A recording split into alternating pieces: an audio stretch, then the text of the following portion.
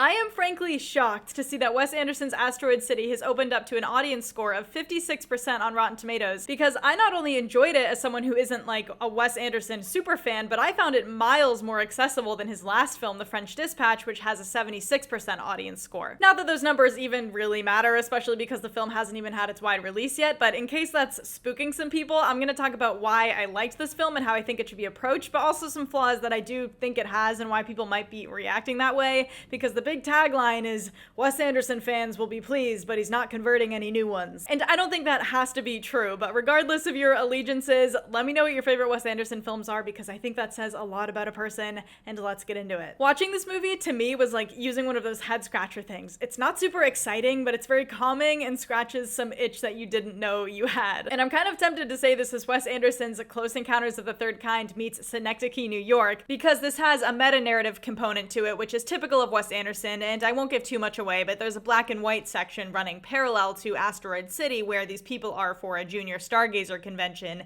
and have this alien encounter. But I think a key point that not a lot of people are discussing is that this script is partially a product of COVID. After the alien encounter happens, Asteroid City is quarantined by the government, which makes for some funny satire, but this wouldn't have been in the movie were it not for our own quarantine happening, a time where a lot of us were sitting around going through shit and maybe questioning our perception of the world and ourselves. There's one line that sums it up where a character is asked by way of this meta-narrative what the movie is about, essentially, and they say, infinity and I don't know what else. There are a couple of times where it feels like Wes Anderson is talking directly to us and saying, look, I'm trying to find meaning in this too, and people will certainly feel different ways about that, but I think the most important thing about Asteroid City is that it's one of, if not the most, aimless and dreamy of Wes Anderson's films. It's not so much about the story, but the emotional moment that these characters exist in when this world-changing event happens. Jason Schwartzman is a dad of 4 young kids who can't bring himself to tell them that their mother died. Jake Ryan plays a socially awkward, genius teenager who just wants to leave his mark on the world, and then finds out his mother died, and then finds out that aliens exist. Tom Hanks is so great as the father-in-law who just lost his daughter but has to hide it for the sake of these 3 young girls, who by the way were very funny. There are all of these themes that we've seen him explore before about grief and vulnerability and unlikely connections, but it's set against his most existential tapestry because it's thinking as big as it can get. It's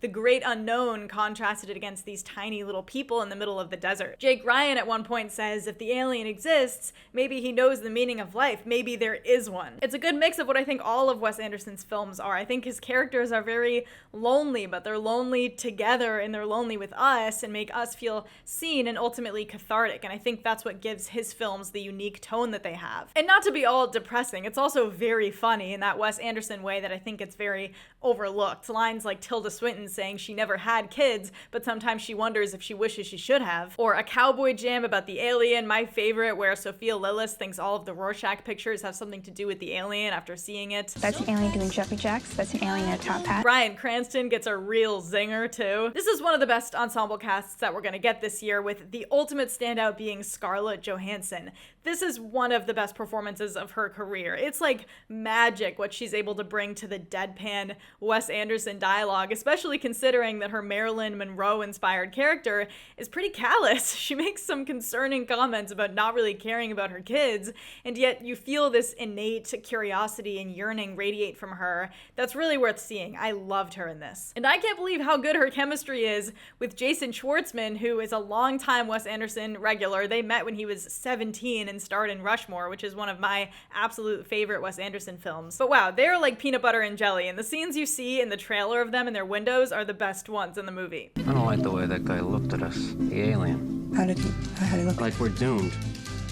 Maybe we are. And really great examples of how Wes Anderson will have you observing a conversation from a distance, and then once it develops, he hits you with the close-up, finally letting you into the expressions and emotions of the characters. I loved that. There's also a lot of nostalgia incorporated with the 1950s and desert setting. It'll make you think of the Roadrunner show. Rupert Friend plays Montana, who feels like a silly cousin of a Paul Newman Western hero. Mexican standoffs with ray guns, Steve Carell is selling land out of vending machines. Of course, the production design and cinematography are immaculate. I loved the understated score. It's all there. It really is the most Wes Anderson that Wes Anderson ever Wes Andersoned. But like I said, I don't think this film is perfect. It's definitely not one of my favorite Wes Anderson films, and part of that is because of that meta-narrative. It's kind of a double-edged sword because it does offer some interesting things thematically, and the most emotionally affecting scene in the film, courtesy of one Margot Robbie appearance. But it can also detract from the story that he's telling with Asteroid City, which is vastly more engaging. I think it would have been a better film if he had just left out this parallel narrative. Or maybe if he had committed even more to the black and white section, it would have worked better, but it doesn't get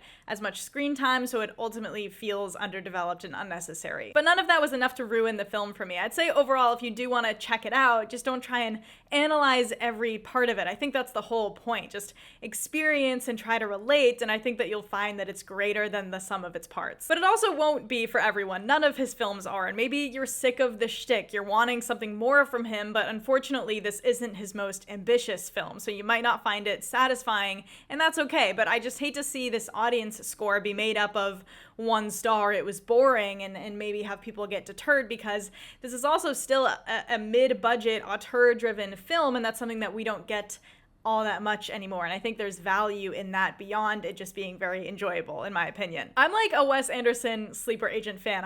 Every single one I go in and I'm like, this is it, like, I'm gonna be done, I'm gonna be sick of it, and they always just end up working for me way better than I thought.